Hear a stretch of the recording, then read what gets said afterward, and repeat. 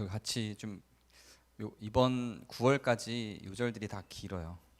같이 읽도록 하겠습니다. 교독하실게요. 제가 먼저 읽겠습니다. 너는 일곱 안식년을 계수할지니 이는 7년이 7번인즉 안식년 7번 동안 곧 49년이라.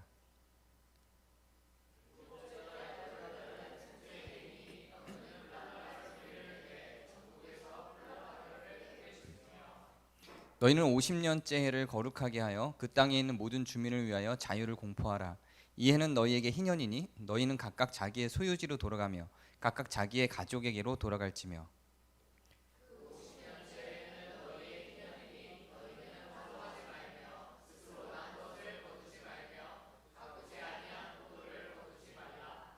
함께 읽겠습니다. 시작. 이는 희년이니 너희에게 거룩함이니라. 너희는 밭의 소출을 먹으리라. 아멘.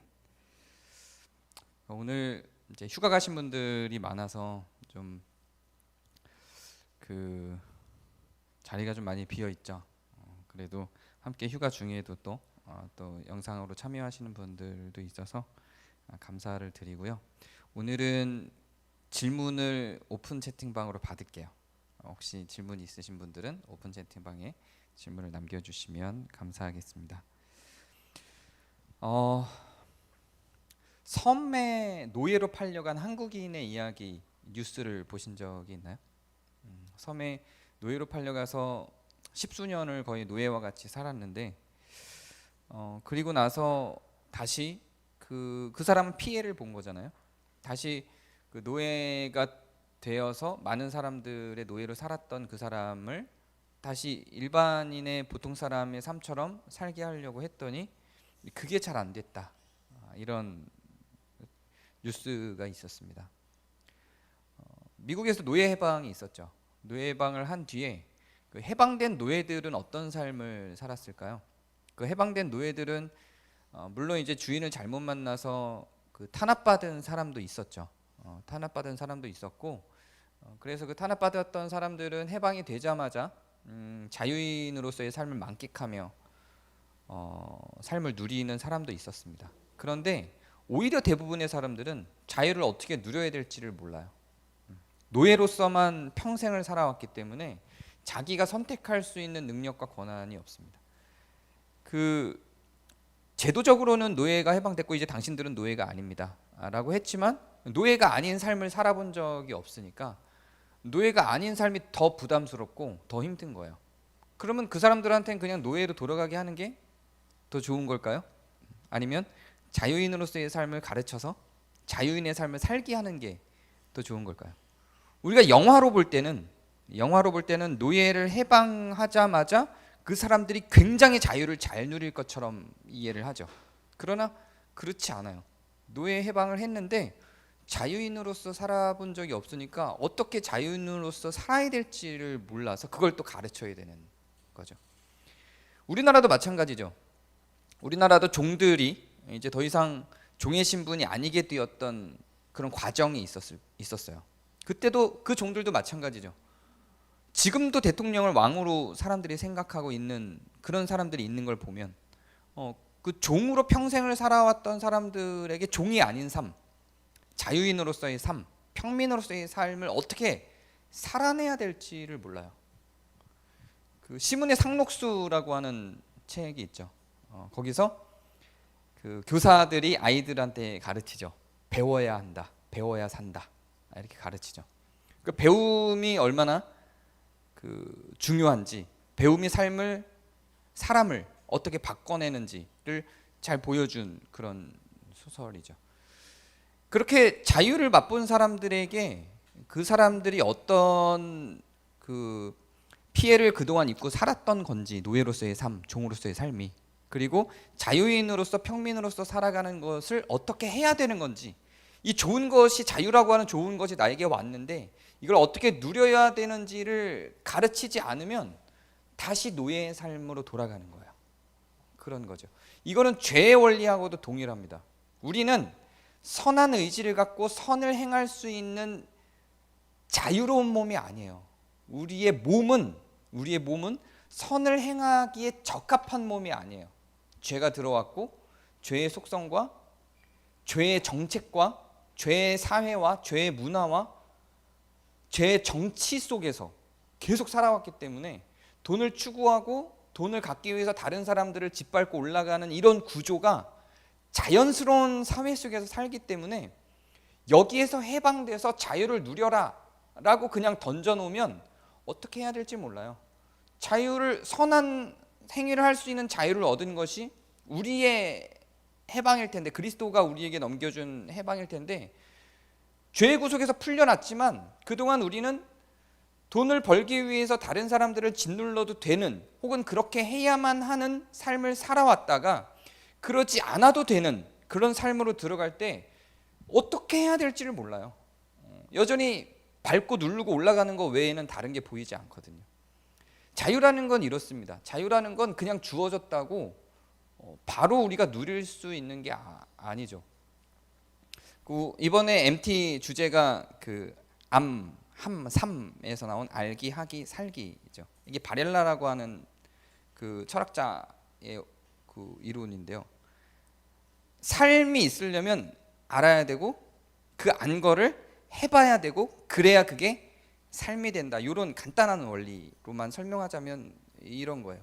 암과 함이 없으면 이 삶은 내 삶은 아니고, 내가 암과 함 알고 하는 과정이 없이는 이 삶은, 알고 하는 과정이 없이 주어지는 삶은 남의 삶이라고 주장을 하는 거예요. 남들이 만들어 놓은 삶을 가는 거고, 이거는 이제 종의 삶, 노예의 삶과 다름이 없는 거다라고 하는 원리를 갖고 있고, 그래서 그 자유가 뭔지에 대해서 알고 해봐야 그것이 자유로운 삶이 된다는 거죠.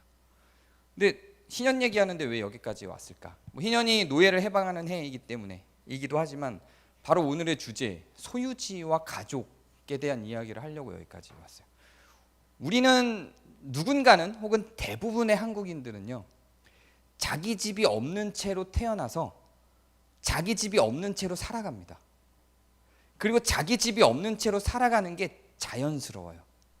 그게 뭐가 잘못됐는지, 뭐가 불편한지 몰라요. 그게 뭐가 문제인지조차도 사실은 모릅니다. 운 좋게 자기 집이 있는 데서 태어나서 자기 집이 있는 채로 살아가는 사람들은 우리나라에서는 굉장히 운이 좋은 거죠. 자기 집이 없는 채로 평생 살았던 사람들은 자기 집이 있는 채로 늘 이 집을 바꿀 고민이나 집을 새로 세팅할 아무런 고민 없이 그냥 늘 돌아갈 집이 있고, 내 집이라고 할 수 있는, 전혀 침해를 받거나 그 집주인과 상의를 하거나 이렇게 할 이유가 없이 그냥 자연스럽게 은행에 저당이 잡혀 있거나 이럴 거 없이 그냥 순수한 내 집이 있다는 것이 어떤 삶인지를 모른다니까요. 전 몰라요. 어떤 삶인지를 몰라요. 희년을 49년 동안 갖고 옵니다.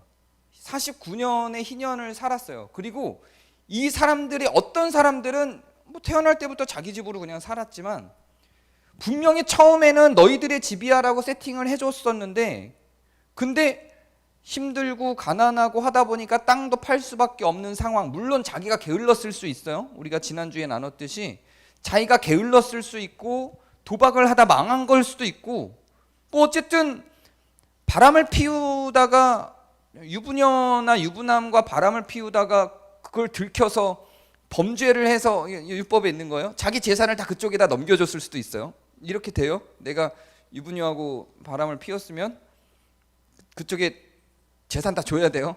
아니면 여자를 강간했으면 그거를 자기 갖고 있던 걸 들켰다. 근데 이 여자가 결혼을 거부한다. 이러면 내 재산을 다 그 여자의 가정에다 그냥 다 주는 거예요. 이렇게 어떤 이유에서든지 간에 땅과 집이 다 없어질 수 있어요. 물론 억울하게 그 땅과 집을 빼앗겼을 수도 있고요. 우리 나중에 우리가 나오지만 왕과 귀족들이, 성경에도 그런 역사들이 굉장히 많아요. 희년과 연관돼서 나중에 볼 이야기들이에요. 왕이나 귀족들이 설계를 해서 평민들의, 부유한 사람들의 재산을 다 뺏고 이 사람들을 그냥 내쳐서 집과 땅이 없는 사람들로 만들어버리는 사례들이 성경에 나옵니다. 그런 식으로 귀족과 왕족들이 재산을 탈취를 해서이든 어떤 이유에서 집이 없어졌는지는 몰라요. 그러나 희년의 해 때는 분명히 내 집이 있었는데, 혹은 아버지의 집이 있어서 나는 그게 내 집이었는데, 어느 순간 어떤 과정, 어떤 여정을 통해서, 어떤 이유들을 통해서 집이 없어졌단 말이에요. 이렇게 중간에 집이 없어진 사람들은 그 집이 없는 삶이라는 게 얼마나 고통스러운지를 알지만, 태어날 때부터 집이 없이 태어나서 살아온 사람들은 그게 뭔지를 모른다니까요. 그래서 왜 자꾸 희년을 하려고 그래요?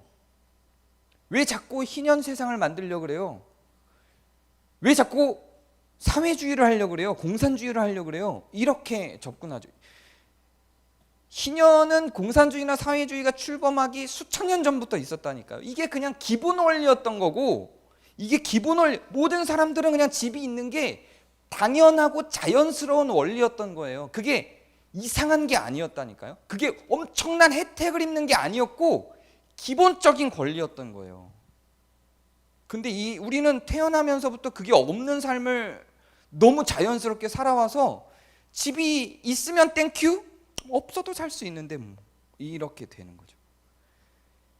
어떤 이유에서든지 49년 동안 집이 없이 살던 사람들이, 혹은 뭐 만약에 내 나이가 30이라면 30년 동안 집이 없이 살던 사람들에게 왕이 선포를 하는 거예요. 희년의 해다. 너희들은 너희들의 땅으로 돌아가라. 그리고 너희의 소유지와 너희의 가족들에게로 돌아가라. 이렇게 해요. 난 소유지가 없었는데 소유지가 생긴 거예요. 이게 희년인 거예요. 혹은 만약에 희년이 5년 남은 시점에서 내 집을 다 잃고 5년 동안 집이 없는 삶을 살았다면 이 사람은 집이 있는 삶과 집이 없는 삶의 차이를 알겠죠. 근데 5년 뒤에 희년의 해예요. 그리고 집이 없는 삶으로 그렇게 떠도는 삶을 살았는데 희년의 해다. 돌아가라. 그럼 이 사람은 얼마나 기쁘겠어요. 소유지가 있다는 것, 돌아갈 곳이 있다는 것은, 그 돌아갈 곳이 없었던 사람에게는 다시 돌아갈 곳이 생겼다는 것은 감격이에요. 이거는 표현하기 힘든 기쁨이에요. 소공녀라고 하는 영화가 있습니다. 꼭 한번 보세요. 그 옛날 외국 영화 소공녀가 아니라 한국 영화 소공녀예요. 어떤 여자가 집이 없이 떠돌아요. 월세가 너무 비싸니까 자기가 갖고 있는 돈으로는 월세를 감당하지 못해서 그냥 집을 포기하고 친구들 집을 돌면서 떠돌면서 살아요. 근데 월세를 포기했는데 술과 담배를 포기를 못해요. 사실 술, 담배는 10,000원이잖아요. 근데 집은 월세가 몇십만 원이잖아요. 당연히 집을 포기하고 술, 담배를 확보하는 것이 제 생각에도 생활의 윤택함으로는 기준이 되는데, 우리는 그렇게 생각 안 하죠. 다들 너 되게 이상한 애야. 너 문제가 있어. 집도 없는 애가, 집도 없어서 떠도는 애가 술, 담배 살 돈은 있어? 네가 나쁜 거야. 이런 시선이에요. 전부 다. 네가 나쁜 거야. 네가 이상한 거야. 나중에 이 영화는, 이 소공녀의 영화의 주인공은, 이 감독의 시선은 그런 삶도 나쁘지 않아. 내 선택일 뿐이야. 라고 마무리를 하는데, 저는 이 지점이 불편해요. 그 전개 과정은 너무 좋았는데, 이런 삶도 괜찮아. 너희들의 이상한 너희들의 잣대로 나를 판단하지 마라고 하는 이 결론을 내리는 듯한 이게 난 불편해요. 저는 조금 더 왜 이 사람이 이렇게 됐을까로 갔으면 어땠을까 하는 제 욕심이 있어요. 노마드랜드라고 하는 영화가 있습니다. 노마드랜드, 이건 미국 영화인데요. 집이 없는 사람들끼리 모이는, 매년 집이 없는 사람들끼리 모이는 연합 모임이 있어요. 집이 없는 사람들이 다 모여요. 노마드랜드, 그 노마드 연합일이 되면, 노마드라고 하는 건 유목민이라는 의미거든요. 그러니까 집이 없는 사람들이 우리식으로 표현하면 노숙자들인 거죠. 노숙자들이 다 함께 모여서 일주일 동안 파티하면서 노는 그런 축제가 있는 거예요. 그리고 거기를, 이 집이 없는 한 여자가 거기를 갔어요. 갔는데 집이 없이 사는 법에 대해서 가르쳐 주는 거예요. 그 노마드, 이 사람들이 모여서. 흥미롭죠. 집이 없이 어떻게 살아야 될지, 물은 어떻게 공급받아야 되는지, 화장실은 어떻게 처리해야 되는지, 어떻게 씻어야 되는지, 집이 없이 살아가는 삶에 대해서 하나하나 소개해 주는 거예요. 그러니까 이런 영화들을 보면 집이 없다는 것이 얼마나 공포스러운 일이고 얼마나 어려운 일인지, 집이 있다는 것이 얼마나 행복인지 이거를 보여주는 것 같아요. 근데 성경의 관점은 뭐냐면 거주지가 있다는 것, 소유지가 있다는 것. 그냥 살 곳이 아니라 내가 소유한 소유지가 있다는 것을 그냥 기본적인 권리로 두는 거예요. 인간은 소유지가 있는 삶으로 돌아가야 한다라고 주장을 하는 거예요. 성경은. 소유지가 없어도 이런 걸 주장하는 게 아니에요.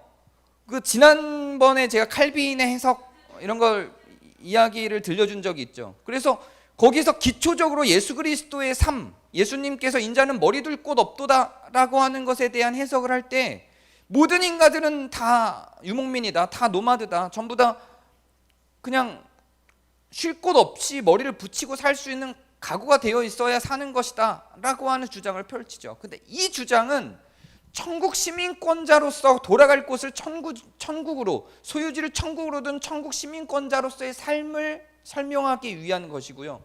구약에서 지속적으로 얘기하고 있는 사람의 기본적으로 누려야 할 권리에 대해서 이 표현을 쓰는 거예요. 소유지, 돌아갈 곳이 있는 소유지. 이것이 인간에게 기본적으로 그냥 세팅을 해놓는 거예요. 이게 인간에게 그냥 필요하다라고 보는 거죠. 우리는 먹을 것, 음식, 옷 이게 없다라고 가정하면 되게 공포스럽죠. 내가 오늘 먹을 게 없어. 얼마나 슬퍼요. 오늘 먹을 게 없어. 너무너무 슬프고 힘들죠. 동정심이 막 생기죠. 저 사람 오늘 먹을 게 없대. 입을 게 없어요. 다 벌거벗고 있어요. 너 왜 이렇게 벌거벗고 있어? 입을 옷이 없어요. 얼마나 슬퍼. 근데 이거 어때요? 제가 집이 없어요. 그러면 고시원을 들어가. 집 없는 사람들을 위해서 이런 운동을 하는 사람들한테 쉼터 얘기를 해요. 쉼터. 쉼터는 거주할 곳이 아니에요. 그건 돌아갈 곳이 아니고 소유지가 아니에요. 그걸 얘기하는 게 아니에요. 왜 그렇게, 왜 범죄를 하고 왜 그렇게 살아? 정부가, 나라가 쉼터를 마련해 줬잖아. 나라가 쉼터를 마련해 줬잖아. 그리고 모든 역할을, 사회와 국가가 한 모든 역할을 다 감당했듯이 너 정도는 쉼터로 만족할 수 있는 거 아니야? 너는 집을 가질 자격이 있는 사람은 아니니까. 사업하다 망했잖아. 쉼터로 충분히 만족할 수 있는 거 아니야? 너는 이 주민등록상은 한국인이지만 너는 캄보디아에서 왔잖아. 필리핀에서 왔잖아. 오리지널 이 혈통적으로 한국인이 아니잖아. 너 같은 사람은 그냥 쉼터로 충분한 거 아니야? 이게 너무 자연스러워요. 너무 자연스러워요. 쉼터가 있잖아. 왜 집을 원해? 이게 편만해요. 우리의 의식 수준이 그렇게 돼버렸어요. 근데 성경은 새로 세팅해야 된다고 보는 거예요. 소유지가 있어야 된다고 보는 거예요. 그게 사람다운 삶은, 인간이 인간답게 살려면 소유지가 있어야 된다고 보는 거예요. 언제든지 돌아갈 수 있는 곳. 지치고 힘들 때 마음대로 갈 수 있는 어떤 공간. 매달 월세를 내거나 주인 눈치를 봐야 되는 곳이 아니라 내 집. 이게 있어야 된다고 보는 게 기본적인 정서예요. 그리고 또 하나가 가족이란 말이죠. 희년은 단지 건물, 사람들이 살 공간 이것만 갖고 이야기하지 않습니다. 희년에는 분명히 가족적 개념들이 있어요. 그래서 희년을 이야기할 때 안식년부터 시작해서 안식일, 안식년, 희년에 거쳐서 계속해서 가족들이 나오죠. 이거를 안식일을 실천할 때 안식을 실천하기 위해서 뭘 해요? 가족들이 먹고 있는 밥상에 노예와 종과 나그네와 과부와 고아와 먹고 살 수 있는 것이 없는 모든 사람들을 초대해서 같이 먹도록 하는 게 그게 안식일이었단 말이에요. 그래서 안식의 개념 속에는 계속 가족이 나와요. 가족이 나와요. 소유지와 더불어 성경이 또 하나 양대 산맥처럼 돌아갈 곳, 당연히 희년해에 마땅히 사람들에게 주어져야 할 것으로 또 가족이라는 걸 이야기를 해요. 이것도 마찬가지예요. 가족이 없는 사람들의 삶. 여러분, 그 고레에다 감독의 영화들을 보면 뭐 어느 가족이라는 영화도 그렇고 그 사람의 이 영화적 시선은 대체로 다 해체된 가족들의 재구성, 가족이 없는 사람들끼리 다시 구성하는 혈통적이 아닌 가족의 의미를 계속 부여를 해요. 그분의 영화들이 대부분 그래요. 저는 이제 그 고레에다 감독의 그런 가족 해체적인 분위기 자체는 좋아하진 않지만 사실 이런 방향성, 가족이 반드시 그게 혈통적이든 아니면 뭐 친구들의 모임이든 혹은 어쩔 수 없이 만나게 된 길거리에서 어쩔 수 없이 만나게 된 사람들이든 사람은 기본적으로 함께 돌아갈 대상으로서 존재할 가족이 필요하다라고 하는 내용들은 계속 담고 있죠. 근데 굳이 그런 영화들을 끌고 오지 않는다 할지라도 이건 그냥 인간의 기본적인 속성이에요. 이게 기본이라고 보는 거예요, 성경은. 성경이 말하는 돌아갈 곳으로서의 가족은 꼭 혈통이 아니다 할지라도 뭐 어차피 남자와 여자, 남편과 아내도 혈통은 아니었잖아요. 혈통이 아니다 할지라도 어떤 형태로든지 돌아가서 언제든지 기댈 수 있는 사람, 그런 의미로서의 가족, 돌아갈 곳이 있는 곳을 마련해 놓는다라고 하는 게 그냥 성경의 기본적인 바탕으로 설정을 하고 있는 거예요. 그래서 우리 가족에 나그네가 와서 먹을 수 있고 남편을 잃은 과부와 부모를 잃은 고아가 와서 가족으로서 존재할 수 있는 그림을 성경은 그린다니까요. 그래서 성경이 그려요. 그래서 이 돌아갈 수 있는 조건으로서의 소유지하고 가족은 희년의 양대 산맥이에요. 이것에 대한 인식이 없으면 사실은 희년은 의미가 없어져요. 니네 집 없이 못 살아? 야, 쉼터 있잖아. 월세 내면 되지. 굳이 집을 가져야 돼? 라고 하는 정서 속에서는 희년을 이해할 수가 없어요. 누군가는 400채의 집을 갖고 있는 것이 한 채로만 줄여주면 고층 빌딩으로 계속해서 올라가고 이렇게 넓은 많은 집들이 있는데 이렇게 많은 사람들이 집이 없이 살아가는 이런 삶 속에서 성경이 제안하고 있는 건 누구에게나 있는 소유지예요. 소유지. 이게 있는 거하고 없는 거하고는 행복도나 생산성에 있어서 너무 큰 차이가 나요. 이것들을 선언하는데 아주 중요한 계기가 필요해요. 그게 9절에 나오는 건데요. 속죄일이에요. 희년을 선언하는데 속죄일에 희년을 선언합니다. 일곱째 달 열흘날, 여기는 일곱째 달이라고 되어 있지만 우리나라로 치면 8월에서 9월 사이예요. 9월에서 10월 사이, 10월 달을 얘기하는 거예요.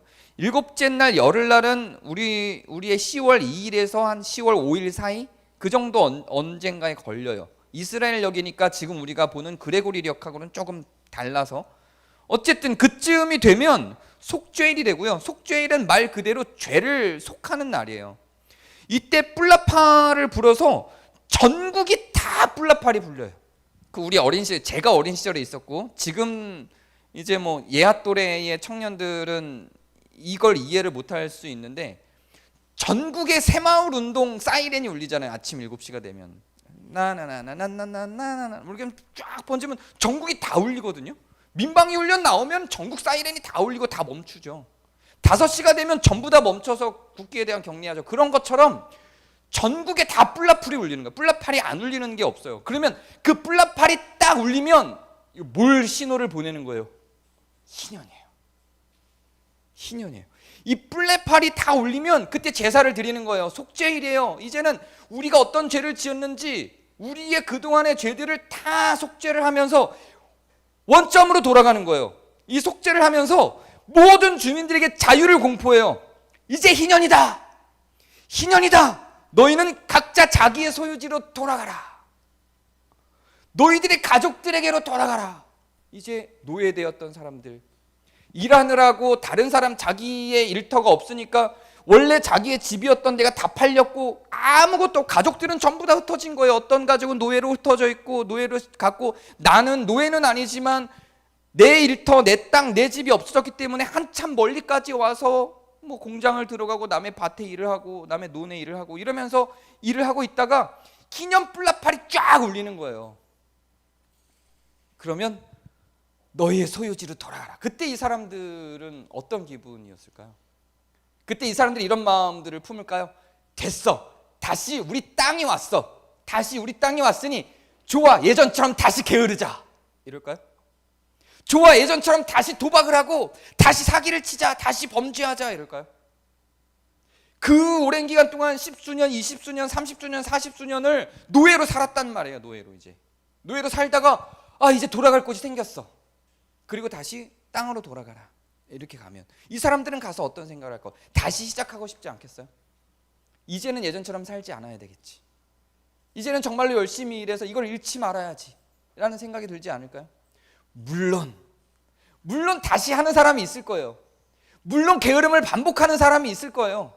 물론 또 사기를 치고 또 다른 여자를 겁탈해서 또 재산을 잃고 이런 사람이 또 나타날 거예요. 혹은 그 자녀들이 또 그렇게 해서 또 그 집을 팔아버릴 수도 있을 거예요. 또 땅을 잃어버릴 수도 있을 거예요. 몇 명이나 될까요, 그런 사람들이? 1000만 명이 돌아갔다고 가정할 때 그 1000만 명 중에 몇 명이 그렇게 1000만 명이 노예가 해방돼서 만약에 100만 명으로 할까요? 100만 명이 노예가 해방돼서 다시 자기의 소유지와 다시 자기의 가족들로 갔어요. 흩어졌던 가족들이 모여서 너무 고생했어, 그동안 다시 우리 땅을 찾았어, 우리 집을 찾았어, 부둥켜 안고 모였어요. 그 중에서 그 감격 속에서 그 수십 년간의 회고 속에서 다시 땅을 얻고 다시 집을 얻고 다시 밭을 얻었어요. 그럼 이 사람들 중에 다시 또 사기쳐야지, 다시 또 게을러야지, 그래 다시 또 집을 잃어버려야지, 다시 또 집을 날려야지 하는 사람이 몇 명이나 되겠냐고. 100만 명 중에 만약에 10,000명이 그렇다 할지라도 99만 명, 90 아닌가요? 900 아무튼 10,000명이 그런 선택을 한다 할지라도 훨씬 더 많은 수의 사람들이 다시 안착을 하고 다시 사람다운 삶을 살고 범죄치 아니하고 게으르지 아니하고 다시 삶을 살 수 있는 토대를 마련할 수 있는데, 그 10,000명이 다시 또 게으를 것이기 때문에 그걸 막자고 나머지 수십만 명, 100만 명을 여전히 고통 가운데 둘 거냐는 거죠. 그 10,000명에 집중하게 만들어서 이 사람들이 또 범죄할 것이기 때문에 희년제는 안 됩니다라고 하는 그걸 막는 사람들은 어떤 사람들일까요? 희년이 오면 자기가 빼앗았던 집과 땅을 다시 돌려줘야 되는 사람들이겠죠. 그렇게 해서 희년을 누려요. 그리고 그렇게 희년을 누린 사람들은 그 한 해 동안은 밭의 소출을 먹어요. 그 농사를 희년에는 농사를 안 짓는다 그랬잖아요. 근데 어떻게 밭의 소출을 먹죠? 하나님이 그 전에 약속을 했어요. 그 해에는 밭에서 그냥 막 날 거예요. 양식들이, 먹을 것들이 그냥 막 날 거예요. 그러면 이 밭의 소출들은 누구 주인이 없어요. 희년의 해에는 그냥 가서 먹는 거예요. 그냥 먹는 거예요. 그리고 배를 채우고 다음 해를 준비하는 거죠. 다음 해에 이제 농사를 지어서 먹고 살 것들을 준비하는 거죠. 이 사람들은 희년해에는 돌아가서 그 해에는 돌아갔는데 뭐가 있냐면 그냥 막 무성한 과일과 곡식과 이런 것들이 있는 거예요. 먹고 살 수 있는 것들이 땅에 그냥 농사를 안 지은 그 땅에 하나님이 농사를 지은 것이 준비되어 있다라고 이야기를 하는 거죠. 감격이지 않아요? 희년의 해라는 게 감격이죠. 근데 이 감격스러운 뿔나팔과 함께 사람들이 다시 모든 것들을 재시작할 수 있는 이 감격스러운 걸 이스라엘은 역사 속에서 안 했더란 말이에요. 안 했더란 말이에요. 근데 하나님은 이스라엘 사람들이 역사 속에서 이거 안 할 걸 모르셨을까요? 모르셨을까요? 아셨겠죠. 하나님은 미리 아심을 따라 미리 정하시는 분이기 때문에 성경에 몇 번이나 나와요. 베드로서에도 나오고요, 로마서에도 나오고요. 미리 아심을 따라 미리 정하시는 분이기 때문에 이거 다 미리 아셨겠죠. 이 사람들이 희년을 안 지킬 것이다. 내가 희년을 선포해도 이 이스라엘 사람들은, 이 이스라엘 백성들은 이 거주지를, 이 소유지를 그들에게도 안 돌려보낼 것이다. 다른 가족 따위 신경 쓰지 않을 것이다. 이걸 모르지 않았을 거라고요. 저 귀족들이, 저 왕족들이 자기들이 탈취한 그 땅들을 놔주지 않을 것이다. 알았을 거라고요, 하나님이. 근데 알았는데 왜 희년에 대한 기록을 율법에 남겼을까요? 왜 희년을 가르치고 희년을 법으로 정해서 이스라엘 백성들에게 교육을 했을까요? 안 지킬 게 뻔한데 왜 그랬을까요? 하나님은 실패한 법을 만든 분일까요? 희년은 그래서 그냥 상징적으로만 있는 걸까요? 저는 이게 언젠가 이루어질 것을 그의 미리 아심을 따라 그는 알고 계시다, 고 저는 생각해요. 이 법을 주신 게 저는 단지 그 시대의 이스라엘에게 한정된 것이 아니다라고 저는 생각합니다. 그 시대의 사람들의 언어를 기준으로 그 시대의 사람들에게 법을 내려줬지만 미리 아심을 따라 미리 정하시는 하나님은 당연히 앞에 무슨 일이 있을지, 그들이 지킬지 안 지킬지를 분명히 아셨음에도 불구하고 이걸 왜 정하셨을까? 우리가 지키게 할 거니까요. 2025년부터 어딘가에서는 시작될 것이다. 하나님이 미리 아심이 단지 1년, 2년, 10년, 100년, 1000년이 아니란 말이죠. 수천 년, 수만 년. 하나님의 미리 아심은 그렇게 장구하단 말이에요. 저는 이게 의미 없이 쓸데없이 지켜지지 않을 법을 그냥 만들었다고 생각하지는 않아요. 분명히 언젠간 실현이 될 것을 하나님이 하나님의 미리 아심을 따라 확인하고 만드셨다고 저는 믿고 있어요. 그래서 이렇게도 희년을 주장하며 희년을 지키도록 하려는 사람들이 많은 거예요. 그래서 지금도 희년을 시험하고 희년을 적용한 나라들이 있는 거예요. 그리고 그 나라들이 망하지 않고 희년을 시험하고 희년을 적용했는데도 망하지 않고 여전히 존재하고 있는 나라들이 있음을 보여주고 있는 거예요. 그리고 저는 여기에 기록된 이것이 언젠가는 편만하게 세계적인 기본이 될 거라고 생각해요. 지금은 이 희년 사회를 접목하고 있는 나라가 많지 않아요. 10 몇 개 나라밖에 안 돼요. 근데 이게 모든 사람들에게 적용될 수 있는 어떤 시점들이 저는 있을 거다라고 생각하고, 그때까지 기독교인들은 이것들을 놓치지 않고 계속 교육하고 이것이 하나님이 어느 정도의 의미고 어느 정도의 뜻을 갖고 만드신 것인지, 이것이 어떻게 사람들을 복되고 행복하게 만들지, 우리는 왜 이것을 추구해야 되고 어떻게 이걸 추구할 건지에 대해서 지속적으로 가르치고 전수해야 된다라고 생각을 합니다. 지금 우리의 때에 만들어지지 않을 수도 있겠죠. 100년 뒤일 수 있어요. 여러분의 자녀의 자녀, 여러분의 손주들의 때일 수도 있어요. 그러나 저는 언젠가는 될 거라고 생각을 합니다. 그리고 저는 그게 그렇게 멀지는 않았다고 생각해요. 왜냐하면 이미 시험에서 성공한 나라들이 있고 우리나라에도 이런 법안들이 조금씩 등장하고 나타나고 있기 때문에 그냥 그렇게 상징적으로만 둔 이야기는 아닐 거라고 생각합니다. 이 세상에 모든 사람들이 돌아갈 곳이 있는, 모든 사람들이, 우리나라의 모든 사람들이 소유지를 갖고 있는 그런 날이 전 올 거라고 생각하고, 그렇게 가는 것이 성경적이고 하나님의 뜻이라고 저는 생각합니다. 모든 사람들이 가족을 만들 수 있는 혹은 품을 수 있는 그런 시대가 저는 올 거라고 생각합니다. 어떤 형식인지, 이 소유지에 대해서는 어떤 형식으로 그렇게 될지 이미 연구가 된 것도 많고 시뮬레이션 한 것도 많고, 이걸 파일럿이라고 하는데요, 파일럿 지역을 만들어서 그것들을 돌려서 성공적인 사례들을 만들고 국가에 이미 적용한 것이 많죠. 근데 가족에 대해서는 아직 그런 정도까지는 없어요. 이게 어떻게 만들어져 갈지 아직은 모르죠. 프랑스가 이건 굉장히 앞장서서 새로운 가족 형태로 사람들이 외롭지 않고 어떻게 함께 도우며 돌아갈 가족이 있는지에 대한 실험들을 프랑스는 상당히 많이 했고, 사실 그 부분에 있어서는 프랑스가 상당히 진보적인 정책들을 만들어 놓고 있어요. 우리나라에선 말도 안 되는, 예를 들면 동거인 제도 같은 것들, 우리나라에선 말도 안 되는 일들일 수 있지만 이미 그것들을 시험해서 사실은 서로 외롭지 않고 의지할 수 있는 가족의 형태를 만들 수 있는 구조나 누구든지 돌아갈 수 있는 소유지를 만들 수 있는 정책들이 이미 법제화되고 있는 나라들이 있어요. 우리나라도 그런 것들이 태동하고 있다는 말이죠.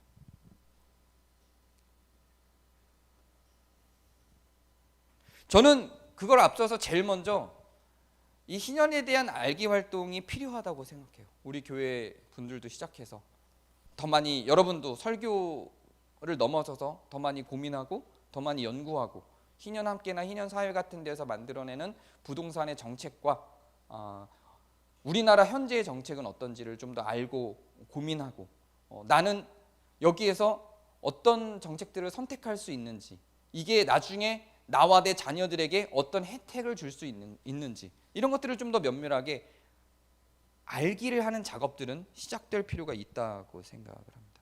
그래서 희년, 성경에 나타난 희년이 그냥 간단히 영적인 것으로만 선언되는 것이 아니라 정말로 우리에게 돌아갈 소유지를, 모든 이 세상 사람들에게 돌아갈 소유지를 줄 수 있는 그런 나라로 만들어내는 과정 중에 이런 희년의 선포들이 있다고 저는 생각합니다. 그래서 그 언젠가, 제가 살아있을 때 될 수 있을지 모르겠지만 그 언젠가 우리나라 모든 사람들이 소유지를 갖게 됐을 때, 그리고 지금 우리는 생각하기 힘들지만 어떤 가족 제도로서 외로운 사람들이 없는 시대가 될 때, 그때 이 말씀이 그 사람들에게는 어떻게 적용되고 읽혀질지도 많이 궁금합니다.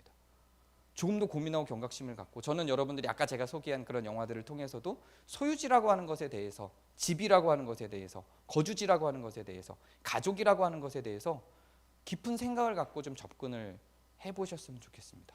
내가 갖고 있는 삶과 내 집을 찾는 것, 내 집을 만드는 것에 급급하기보다, 그건 당연한 거고요. 그걸 넘어서서, 내 집을 만드는 작업을 넘어서서 내가 이렇게 고군분투하면서 내 집을 만들기 위해서 고민하는데 그럴 수 없거나 그럴 수 있는 여건이 도저히 안 되는 사람들도 있고, 그것을 정책적으로 나는 이렇게 고군분투해서 갔지만 사실상 정책적으로 조금만 손을 대면 누구에게나 간단하게 해결될 수 있는 문제이라는 것, 이런 것들을 사람들이 어떻게 연구하고 어떻게 실천되고 있는지도 좀 관심을 갖고, 그런 영화나 다른 나라의 사례나 우리나라의 정책들은 어떤지 비교하면서 좀 알아가는 그런 과정들이 여러분에게 있었으면 좋겠습니다. 자, 기도하고 마치겠습니다. 하나님의 선포된 말씀이 단지 수천 년 전에 그 사람들에게만 한 명령이 아니오, 미리 하심을 따라 그 언젠가 이 세상에 도래할 하나님이 가르치신 복과 하나님의 명령으로 우리가 이해하고 이런 세상을 만들기 위하여 한 걸음 한 걸음 걸어가고자 합니다. 주님 힘주시고 도와주시고, 모든 사람들이 소유지를 갖고 모든 사람들에게 가족이 있을 수 있는 그런 사회가 도래할 수 있게 주님 인도해 주시옵소서. 우리 구주 예수 그리스도의 이름으로 기도합니다. 아멘. 네, 오늘은 질문이 없어서 다음 주에는 좀 같이 모여서 나눠 보도록 할게요. 같이 애창교동문 함께 교독하시.